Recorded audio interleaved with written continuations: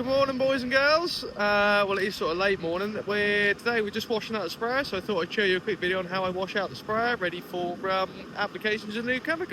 With the SANDS, and we're washing it out. So my procedure on washing out the sprayer, and I think what I'll do is I'll probably add some content onto this. I was spraying yesterday some Roundup in the afternoon, so I'll probably add some of that. My friend came out and did some drone footage, so we'll add that as well. But what I do is, so I fill the tank to 2,000 litres, it's a 4,000 litre tank. I fill it 2,000 litres.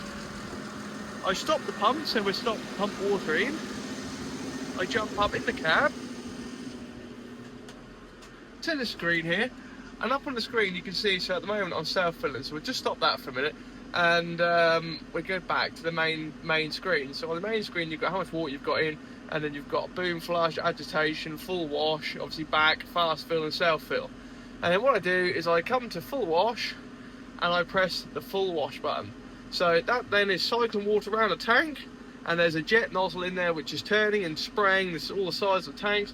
So there's clean water in here, so I'm just literally spraying the inside of the tank, and that's at 2,000 litres. Then once I've done that for sort of 10 minutes to give it a good agitation and a good mix up, I come back in again to self-fill, and I now fill it back up to 4,000 litres. So we're full of water. Fill it with water, I then come onto the screen here to application, and then you get this generic thing come up saying, you know, generic ISO bus and operation configuration, and we just hit the next. Quite hard to do that while looking through a camera lens. And then here you can see our growers, and you've got growing season.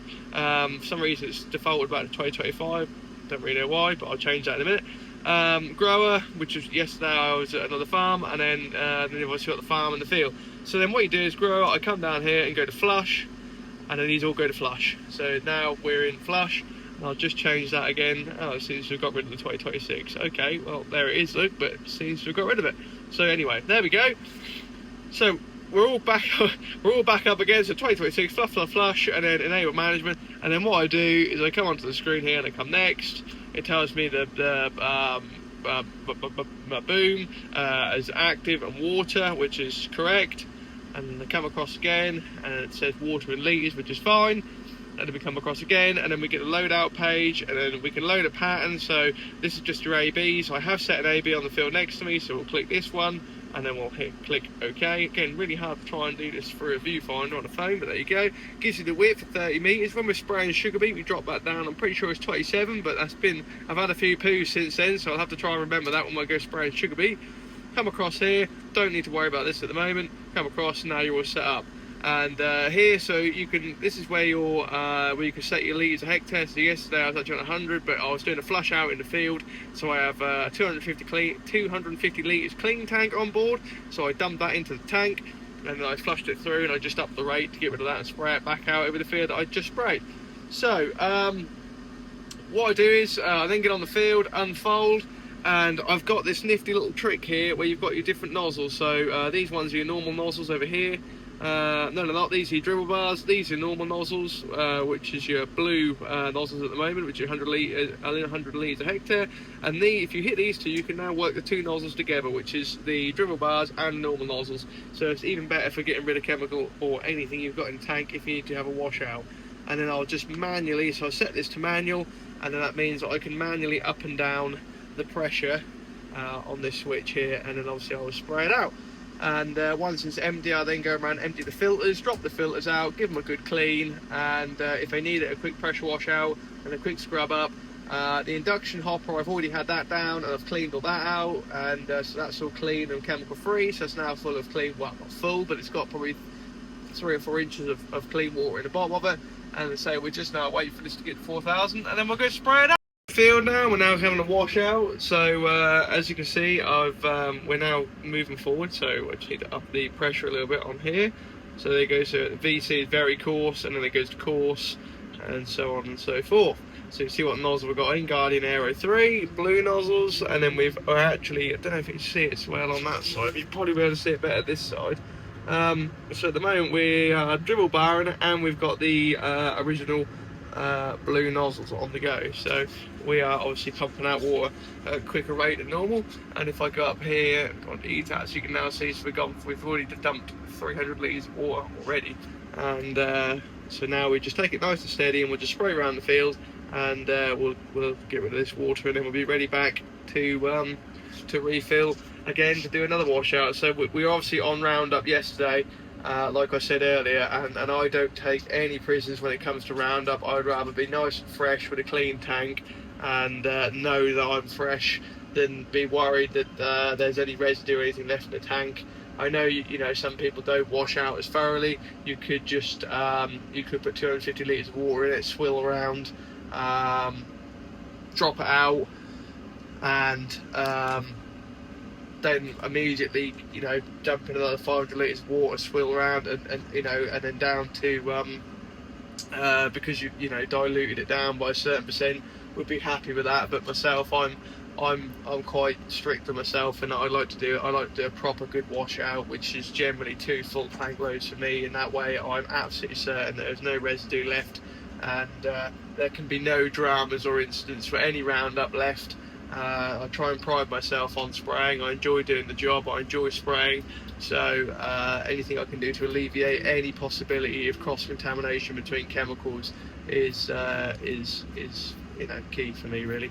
So yeah, some of you may think, well, this is a bit extreme. There's no need to be doing 2 full tankfuls of water. I say that's fine by you, but by my standards, I want to make sure that I'm clean. We're just back out after lunch, and we're going to go just get rid of the other bit in the tank. A little bit of water still left in there, and we're going to spray that out. But I just thought I'd show you the calves. They're all laying down in the sun, enjoying some of the spring sun, bless them. These are the 5 heifers we kept back from last year, so they're doing well. And then in the yard here we have all the other cows ready to calf. So yeah, we haven't got a calf yet, but we'll I'm sure we'll soon have one. So here we are. I'm actually just performing a bit of a service on the machine. It's come up 870 hours, so it's now due its hydraulic filters doing. So I'm trying to get position on the camera here. It's not overly ideal. I'll try and get you in somewhere if I can, and if it'll focus. Yeah, handy. Yeah, quite difficult to get somewhere with a camera, really, but this is what I've got to take off. There's a hydraulic filter in here, and I will put the phone sort of here, and I'll try my best to talk you through what I'm doing. Not really the easiest to do, but there you go. We'll try our best. Camera try. So anyway, these are sprung filter houses, and as you can see, they are relatively tight. And the purchase on this side isn't great. So the other side's got a nice convenient, sort of stepway on it, so you can get to the filters quite easily. And but this one doesn't have it. I'm sort of on the boom and leaning on the engine cowling, so it's a bit difficult to get to. But because they're sprung loaded as well, the caps are quite awkward to get off. Not so bad getting on if you can get your hand placement right. But you gotta push down on the middle of the cap and then undo the nuts, and that just lets the top up. I say it's spring loaded, so see this one's gone tight now because I've started to undo the other one. So it's just about trying to make sure you're doing it evenly all the way around, which on this angle and even on top of the engine is quite awkward, to be honest with you. Doesn't help when your hands are covered in oil either. So we just undo these 3 nuts on the top here, and try and do it evenly best you can. And it doesn't fly off when you undo them, so you shouldn't lose the nuts in the void of nowhere. But it just makes it a little awkward to undo them. And so if you can just lean down on it, see if you just lean down on the cap here, you can just undo them quite easily. So we'll just put some pressure on the cap. Hopefully, all being well. Again, it's quite awkward to get in here to do it, but once you're there, like that, you're there. So there you go, there's the cap. So the cap's free now. So what you do is just pull the cap off nice and gently, and in there exposes the filter. Now on the SANDS filters, get the phone and show you. Once you get the cap off, you can see down in there, that's the actual filters is inside this housing here, and this spring comes off. So to get that spring out of the way, and then all you do is you pull this up here, and this is your filter element here that you've got to change. But I'll just have to hold it a minute and try and drain some of this oil out, otherwise you take half a tank of oil with you, which is not what you want. But yeah, so that's how you get to the filters anyway, and I'll get this in the workshop in a minute. I'll get this out and try not to make a mess, and we'll get it in the workshop, and I'll try and explain and show you how I change the filters from there. But lovely. So you always want to wear a pair of gloves. Always try and wear a pair of gloves when you do stuff like this, because obviously oil infringement in your skin, you can get dermatitis. So another layer of your skin is never bad, but sometimes, you know, being a farmer, you forget to do it, and you crack on and do it, and you think, oh, I've got oil on my hands, and you wipe it off, but actually you're taking essential oils off your hands, and you could actually be in permanent damage to your hands. As I say, agricultural engineers suffer with it more, with dermatitis of the skin. So yeah, we'll get that out, and we'll get it in the workshop, and I'll explain through what we do. Right, so here we go. Put a fresh pair of gloves on, only if I took the other ones off. It's just a nightmare to climb down from the...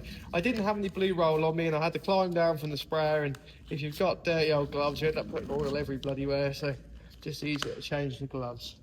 Phone could fall off at any moment in time. It's only leaning on a hammer, so we'll just see what happens. It could be an outtake or a blooper. Right, so here's the filler, and here we have, hopefully you can see this, we have a nut on the end here, which it gets us to the filter.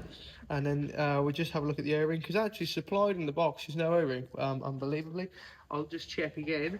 No O-ring in the box. So I'm pretty sure if there's a problem with the O-ring, you'll just order another O-ring, which is not a problem. But these O-rings are absolutely fine at the moment, so there's nothing wrong. So this one is a canister inside a canister. So this is a canister filter, this one is, so a lot easier to change than the other one, where the other filter I had to do, I didn't get to show you that. That's my apology. I should have shown you that one, but I didn't. That was it was in a sleeve, so you took the outer sleeve out, which looked like this, and then you had the filter on the inside. So this one's just a full canister filter. So what we do, get it on the bench, just undo the nut. Now on the back of this nut, just like on underneath the cap, there is actually a spring, and there's a tension that you should put these to, but actually I've marked on the stem where the nut needs to go. So from when I first ever did it, so I just put it back to that setting, which is what it says on the instruction book here anyway. But if you wanted to, you can do it to a tolerance.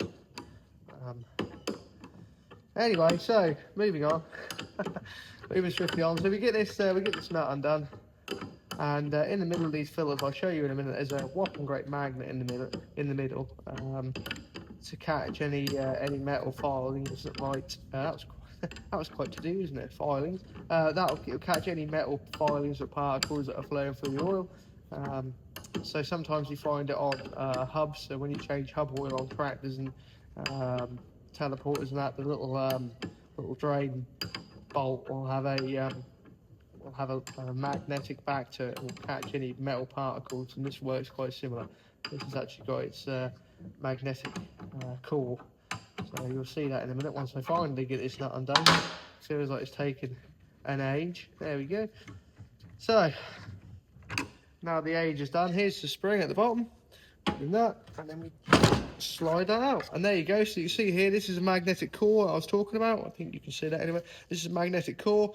It's not actually looking too bad, to be honest with you. 250 hours they say these need to be changed at, which is seems quite a short time to me, but fair enough. I would assume every 500 hours would change them. But there you go. 1,000 hours, which is the next big service, is pump oil. So that's bloody hell, I can't speak today. That's your rear pump, your spray pump. The oil needs changing in that, and it's engine oil filters, engine oil, diesel filters, cab filters, and then a good grease up and check round. But fortunately, this morning I've greased up the sprayer. I didn't get any content of that, unfortunately. It's just It's too difficult to try and get any content. I'm trying to hold the grease gun, your gloves and that are getting all greasy, and trying to angle the phone camera and all this and that. I'm sure you can all surmise of how to put a grease gun on a nipple. If you don't, then far be it from me to tell you how to do it. So anyway, we'll just give it a quick clean up, just make sure there's nothing too bad on here. But I say, it isn't actually looking that bad. I'm quite happy with that. There's no nasties on there that I can see. The O-ring is in really good condition. I can't see any issues with that. There's no nicks, tears, or anything like that. There's no presentable leaks on top of the caps where it is in the sprayer. So with me, I'm quite happy with that. I say, just give it a good quick clean up, and then we grab the we'll grab the new filter from down here. So I'm going to keep it inside the packet until I'm ready to take it out. And then I'll just stand him up on his back. I'll insert the filter here. And it just, you see that the filter tries to get pulled by the magnet in the middle, and that's quite a strong pull, to be honest with you. It's quite awkward to try and get that to line up when it's trying to pull. But there you go, it's dropped in. And I've got my mark up here that I need to go to, so I'll just put the nut back on again. And it just exactly the same as taking it off, just reverse, you just put it back on again. This one hasn't actually got an O-ring with it at the bottom here, so the bottom of the filter on the last one, under here there was no ring on the last filter, but this one hasn't actually got one, so doesn't need doing. Just tighten that up to the mark, which is about there. And there we go, all happy chappy. So we'll take that back to sprayer now. We'll get that put back in. We'll just take some blue roll with us and just get any residue cleared up. And that's our little job. So yeah, really and truly, I mean, it's 200 hours or 130 hours of its main service, but that's just how SANDS are. In the book, it states every 250 hours that the hydraulic filter should be changed. I don't know why that is. If anyone in the comment section can tell me why, then brilliant. But I haven't worked for John Deere before, and class, I mean, I understand when the tractor's new, we normally do it like 100 hours, and then after that it's normally like 500 hours intervals, and then obviously 1,000. So it just seems a bit odd to me that every 250 hours you've got to change these. I'm sure there's a reason for it. I'm sure it's probably in the book. If not, someone will know. So I don't claim to know everything, and I don't want to know everything. But anyway, we'll get that back in, and yeah, we'll catch you in a bit. So there you go, they're both in, in, whatever you want to say. As you can see, this side is you're a bit at the mercy of your own balance here. If you're full, you're full. So it is quite a balancing act to change this one over here. But there's a catwalk that side, so that one's not too bad. But they're both on. And I was just talking to Simon, the boss, and I just said to him, I wonder why they're 250 hours. You know, genuine question. And he said the reason they're 250 hours is because SANDS used to have a lot of problem with the wheel motors and debris and other various bits of crap getting in the oil and actually mucking up the wheel motors. So now that's why they specify that he changes at 250 hours. So I didn't know that. So every day is a school day, and you're always learning. So sometimes, you know, just blindly following the book isn't always the most ideal thing, and sometimes you've got to ask and just something a bit that Simon knew. So that's brilliant. So there you go, they've both been changed, and I can get the hood back on there again now, and yeah, we can give it a swill off probably. Just thought I'd take the dogs for a walk, and look who I spotted, look. Oh, Mark, from Mark's Farming Life. He's out ploughing, he's been a busy boy. The 95E, sounding well. Looks like it's coming down a tree on there.